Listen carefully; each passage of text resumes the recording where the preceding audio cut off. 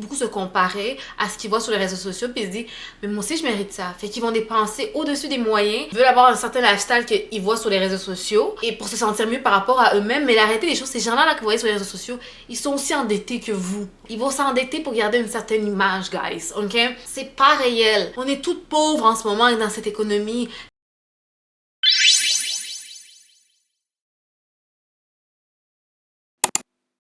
Hello guys, bienvenue à ma chaîne YouTube Viva Geno. Hello guys, mon nom est Genoviva, mais tout le monde m'appelle Geno. Bienvenue à ma chaîne YouTube. Comment allez-vous? Bienvenue à l'épisode 2 de ce que la vingtaine m'a appris. On va aller tout droit au sujet, guys. Sujet du jour, ce que la vingtaine m'a appris par rapport à l'argent. Et celui-là, le plus de leçons que j'ai appris par rapport à la vingtaine, c'est surtout relié à l'argent, honnêtement. J'ai l'impression que la vingtaine, c'est là que tu apprends plus. Tu commences à avoir un peu d'argent, tu commences à travailler. Puis, j'ai fait tellement d'erreurs par rapport à l'argent, puis je veux pas vous faire les mêmes erreurs que moi. Donc, on va commencer directement avec la leçon numéro 1, guys. La leçon numéro 1, il faut que tu prêtes l'argent que tu es prête à perdre. Qu'est-ce que je veux dire par là? Ne prête pas d'argent, ne prête pas une somme que tu n'es pas prête à te faire rembourser. Moi, rendu où je suis, honnêtement, comment je le vois, je prête même plus d'argent. Je me dis que c'est un cadeau. Et s'il me rembourse, il me remboursera. Mais s'il me rembourse pas, I guess. Mais il y a une somme dans ma tête que je me permets de perdre. Dans le sens que, disons que j'ai ma somme, ça serait, je suis prête à prêter maximum 500 $. Je me dis que financièrement, je peux me permettre de perdre 500 $. Parce que ce qui est arrivé souvent quand j'étais jeune, dans le jeune temps, c'est que les gens vont demander de l'argent. On a dit qu'on m'allait me rembourser. Et j'ai perdu des milliers de piastres. Quand je dis j'ai perdu des milliers de piastres, genre des 10 000 et plus là. Tu vois, je veux dire, parce que les gens me disaient qu'ils allaient me rembourser et ils ne me remboursaient pas. Et ce que j'ai appris, c'est que la majorité du temps, les gens vont pas te rembourser. Si tu me rembourses pas, je vais te call off. Je vais te call off parce que tu manques d'intégrité. Je vais t'enlever de ma vie. Mais maintenant, je t'enlève de ma vie, mais je suis ok avec le fait que j'ai perdu l'argent parce que je prête de l'argent que je sais que je peux me permettre de perdre, que ça va pas faire mal à mon portefeuille si je le perds. Prête juste l'argent que tu es capable de perdre, dans le sens que tu es ok de perdre. Tu donnes un montant que si tu te rembourses pas, ça va te faire mal. Ne le donne pas. Leçon numéro 2, justement relié au sujet, c'est correct de pas prêter de l'argent aux gens. C'est correct, ça fait pas toi de mauvaise personne.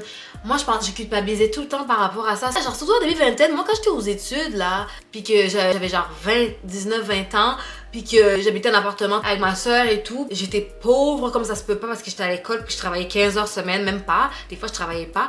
J'avais pas d'argent à prêter, puis les gens vont te faire culpabiliser. Quand tu prends l'avion, là, il y a une règle qui dit que si l'avion chute, tu mets un masque en premier sur toi avant de mettre le masque sur quelqu'un d'autre, avant d'aider quelqu'un d'autre. Donc, faut que tu t'aides en premier avant d'aider quelqu'un d'autre. Oui, il faut aider les gens dans la vie, mais je veux dire, c'est correct, c'est les derniers dollars qui te restent pour le mois, de pas prêter de l'argent. Les gens vont te faire culpabiliser, c'est correct de te prioriser financièrement, de stabiliser ton foyer en premier avant d'aider le foyer de quelqu'un d'autre. C'est correct, ça fait pas toi quelqu'un d'égoïste, ça fait de toi quelqu'un de responsable. L'autre leçon que j'ai appris, c'est que gagner plus d'argent va pas te rendre plus responsable ou ça va pas régler tes problèmes plus que ça, tes problèmes financiers plus que ça.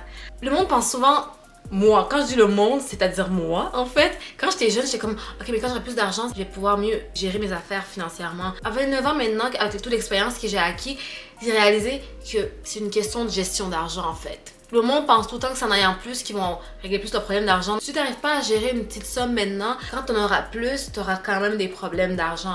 Tu vas juste augmenter tes dépenses encore plus. C'est simple que ça. Je sais que surtout avec cette économie, oui, c'est dur de faire un budget, de sticker au budget. Mais si on le réalise avec ce que je vois, surtout avec les réseaux sociaux sur TikTok, les gens achètent des conneries pour tout et rien. Si tu apprends à être responsable maintenant, quand tu vas avoir une grosse somme d'argent, tu vas pouvoir le gérer mieux. Mais si tu es responsable avec 2 000 $ par mois, quand tu auras 10 000 $ par mois, tu seras aussi responsable, guys. Faut apprendre à gérer le peu d'argent que tu as. Pour comme ça, quand tu auras plus d'argent, tu vas pouvoir le gérer. Si tu sais pas gérer le peu d'argent que tu as maintenant, je te dis tout de suite avec l'expérience, avec moi, de ce que j'ai vécu, et ce que les autres personnes ont vécu autour de moi.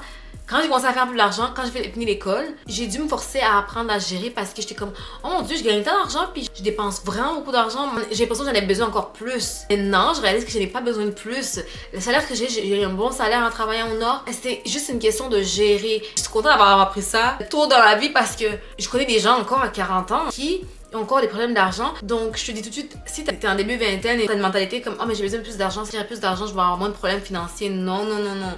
Oui, l'économie est dure, mais aussi, la majorité des gens gaspillent beaucoup d'argent sur des trucs qu'ils peuvent pas s'offrir. C'est une question de discipline. L'argent, faut que tu sois discipliné avec ton argent, en fait. T'as pas besoin d'un lip gloss à 60 $ si t'as pas les moyens. Va à la pharmacie, il y en a à 10 piastres.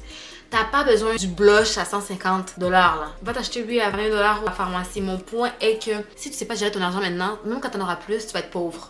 la discipline compte plus que le montant en fait. L'autre leçon aussi que j'ai appris, c'est que l'argent est émotionnel. Qu'est-ce que je veux dire par là? Il y a beaucoup de monde qui dépense un peu comme les gens qui vont manger leurs émotions et les gens qui vont dépenser pour leurs émotions. J'ai déjà entendu des filles, surtout sur TikTok, cette génération sur TikTok, génération Z, vous magasinez. Pour magasiner, genre vous magasinez un peu comme shopping therapy qu'ils appellent. Donc ça va mal dans votre vie, vous allez magasiner. Vous avez un break-up, vous allez magasiner. Vous avez de la peine par rapport à quelque chose, vous allez magasiner. Vous êtes stressé, vous allez magasiner. C'est un peu le même principe que les gens qui vont fumer une cigarette à chaque 5 minutes parce qu'ils sont stressés. C'est très émotionnel l'argent. Il faut que tu trouves un autre moyen de gérer tes émotions que de dépenser cet argent-là. Puis émotionnel aussi dans le sens que les gens vont utiliser l'argent parce qu'ils vont beaucoup se comparer à ce qu'ils voient sur les réseaux sociaux puis ils se disent mais moi aussi je mérite ça. Fait qu'ils vont dépenser au-dessus des moyens en achetant un truc, veulent avoir un certain lifestyle qu'ils voient sur les réseaux sociaux et pour se sentir mieux par rapport à eux-mêmes. Mais la réalité des choses, ces gens-là que vous voyez sur les réseaux sociaux, ils sont aussi endettés que vous. Ils vont s'endetter pour garder une certaine image, guys, ok? C'est pas réel. On est toutes pauvres en ce moment dans cette économie.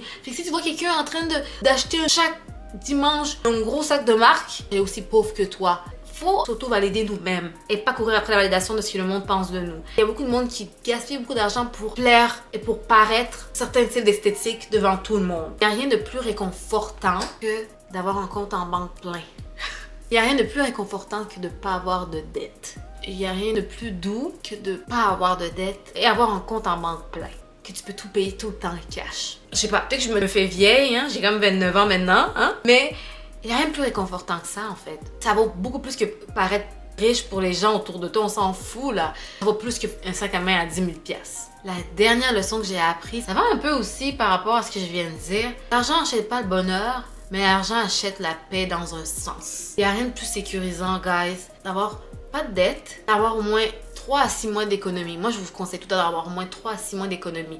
Par économie, ce que je veux dire, c'est que pour faire un budget, guys, faites-vous un budget par mois, comme tous les dépenses hydro, l'essence, les assurances, mon budget pour manger par semaine. Ça inclut même les Uber Eats. Budget sur un mois, disons, je sais pas, moi, c'est pas par mois, toutes tes dépenses avec le loyer et tout ça, ça va te coûter 4 000 $, disons. Tu te mets de côté l'équivalent de ces 4 000 $ en 3 mois de dépenses. Donc, 12 000 $ pour 3 mois. 3 à 6 mois. Juste au cas où, que disons, tu arrêtes de travailler, mais tu as de l'argent de côté pour tes factures, au cas où. Tu tombes malade, tu as de l'argent de côté. Tu vois, je veux dire, je vous conseille de faire un budget. À savoir si cet argent de côté donne une sécurité mentale. C'est pour ça que je dis que l'argent achète une façon, la paix de cette façon-là, financièrement parlant. Les gens qui payent tout puis ils n'ont pas de budget, je sais pas comment vous faites. Moi, ça me rend anxieuse. Des fois, j'ai une paye, moi, je mets de côté de l'argent parce que je sais que les factures vont passer. J'ai un montant déjà dans ma tête qu'il faut que je mette de côté. Mon point est que avoir une stabilité financière, avoir un budget, dans ce sens-là, l'argent achète la paix dans ce sens-là. L'argent ne te donne pas le bonheur que tu penses avoir. Moi, je pensais, quand j'étais jeune, quand je vois cette somme-là, je vais être heureux.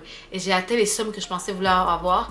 Et quand je les ai atteints, si tu ne travailles pas sur les autres aspects de ta vie, tu vas être malheureux malgré avoir cet argent-là. L'argent achète une espèce de sécurité, une espèce de paix. Avoir de l'argent à ton compte, en fait, t'oblige à pas rester dans des jobs, par exemple, que t'aimes pas. Avoir ces 3 à 6 mois d'économie, là, ça fait que s'il y a un job que t'es vraiment maltraité, tu peux quitter parce que tu sais que t'as 3 à 6 mois d'économie. T'as 3 mois pour trouver un nouvel job. T'as 6 mois pour trouver un nouvel job. T'es pas forcé à rester dans un truc que t'aimes pas parce que t'as été intelligent avec ton argent. L'argent achète ce genre de paix, en fait. L'argent aussi, le fait d'avoir ces 3 à 6 mois d'économie, justement, te permet aussi de gagner une paix dans le sens, t'es pas obligé de rester dans une relation toxique où t'es maltraité parce que tu peux pas survivre tout seul. Avoir l'argent te permet d'avoir cette liberté-là. Avoir ces 3 à 6 mois d'économie de côté te permet de dire, ok, si ton partenaire te quitte du jour au lendemain, tu te retrouves pas à la rue. Si ton partenaire te maltraite, t'es pas obligé de rester avec lui parce qu'il paye tous les factures, je sais pas quoi, parce que t'as 3 à 6 mois d'économie. L'argent enlève ce genre de stress. Une génération de femmes, surtout sur les réseaux sociaux, c'est très toxique. Les plans de beaucoup de jeunes, c'est un homme, c'est un homme, c'est un homme. Guys, c'est l'air nice sur les papiers, ça a l'air nice dans ta tête. Un homme qui provide tout. Puis toi, tu restes à la maison, puis t'es tranquille. Mais il arrive quoi si ce gars-là switch up on you? Ou il arrive quoi si t'es marié avec ce gars-là, puis il meurt? Puis t'as pas travaillé depuis des années. Puis t'as aucun argent à ton nom. Puis tu dois retourner sur le marché du travail. Tu dois nourrir ta famille, puis t'as plus une scène parce que tu sais pas c'est quoi les finances qui se passent dans ta maison, genre. Même si tu veux rester à la maison, c'est correct, mais il faut toujours avoir un coussin à côté. Ce petit coussin, 3 à 6 mois d'économie, peut te sauver la vie, peut sauver la vie de tes enfants. Si ton mari meurt, tu peux reprendre le dessus, tu peux survivre. Si ton mari tombe malade, tu peux reprendre le dessus parce que tu as 3 à 6 mois. Il faut toujours avoir un moyen d'être financièrement libre, même dans un contexte de couple, même dans un contexte que tu restes à la maison. Tu trouves un moyen d'avoir un certain coussin financier, en fait. que ton mari, je sais pas, te donne de l'argent de côté que tu peux mettre dans ton compte individuellement séparé de lui, que comme ça, si quelque chose arrive, t'es pas pris dans cette relation. En tant que femme, surtout les femmes, girl, faut toujours avoir un petit coussin pour nous. Honnêtement, guys, tout ça c'est pour dire que, honnêtement, si j'avais appris dès le début de ma vingtaine que l'argent c'est pas une question de richesse, c'est plus une question de liberté, de sécurité. Si j'avais appris tout ça plutôt que c'est pas une question de la somme, mais plutôt une question d'avoir de la liberté, de la sécurité, honnêtement, j'aurais eu une vingtaine beaucoup plus douce parce que j'étais anxieuse par rapport aux finances, surtout quand j'ai fini l'école, parce que j'avais pas d'expérience avec l'argent. On nous parle pas de ça beaucoup à l'école, surtout les filles, c'est pas un truc qu'on discute comme ça. Maintenant, j'ai appris ça, maintenant j'ai beaucoup plus de paix parce que je suis comme, ça, je peux contrôler ça. Si je travaille et que j'ai mis mon argent et que je dépense pas sur des conneries, j'aurais eu un début de vingtaine beaucoup plus douce, guys. Parce que j'ai passé trop de temps stressée par rapport à ça, guys. Guys, c'est tout pour aujourd'hui. Dites-moi ce que vous pensez dans les commentaires. Si vous avez d'autres leçons que vous avez appris par rapport à l'argent, écrivez dans les commentaires. Je vais tout lire vos commentaires. N'hésitez pas à commenter, guys. C'est tout pour aujourd'hui. Le prochain épisode, je vais vous parler de ce que la vingtaine m'a appris par rapport à l'amour. Donc, si vous voulez voir ça, n'hésitez pas à vous abonner. On s'abonne. N'hésitez pas à liker. Puis on se voit à la prochaine vidéo. Bye bye!